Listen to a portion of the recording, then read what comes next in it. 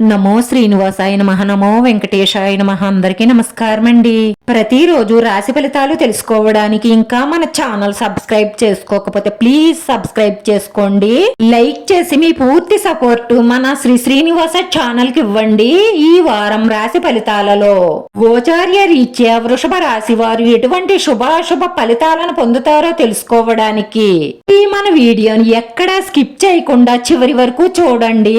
ఈ రోజు ఒక స్త్రీ మీతో పెద్ద శుభవార్త చెప్పబోతుంది. అది విని మీకు చాలా సంతోషం, ఆనందం కలుగుతుంది. కొన్ని అర్థం కాని విషయాలు అర్థం చేసుకోవడం వలన, అర్థం కాని వ్యక్తులను అర్థం చేసుకోవడం వలన మీ సంబంధాలలో ఉన్న అపార్థాలు తొలగిపోతాయి.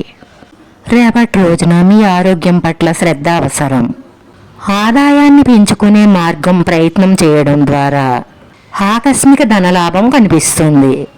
అప్పులు తీర్చే ప్రయత్నం చేయడం వల్ల రుణ బాధల నుంచి బయటపడటమే కాకుండా మీకు అవసరమైన బ్యాంకు రుణాలు కూడా మంజూరవుతాయి. పెట్టుబడులు పెడతారు, స్థిరాస్తులు కొనుగోలు చేస్తారని చెప్పుకోవాలి.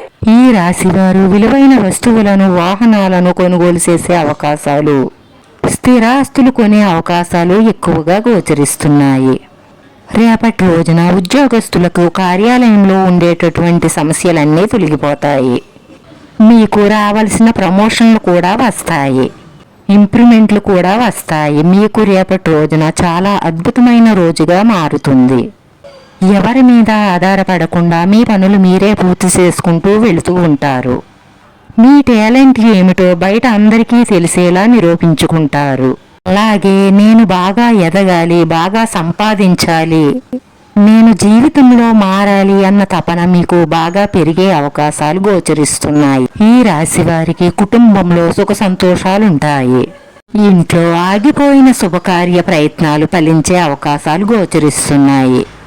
ఈ రాశిలో ఉన్న వారికి పెళ్లి చెయ్యాలి అని ప్రయత్నం చేస్తున్నట్లయితే వారికి మంచి సంబంధం కుదిరి వివాహం జరిగే సూచనలు ఎక్కువగా గోచరిస్తున్నాయి.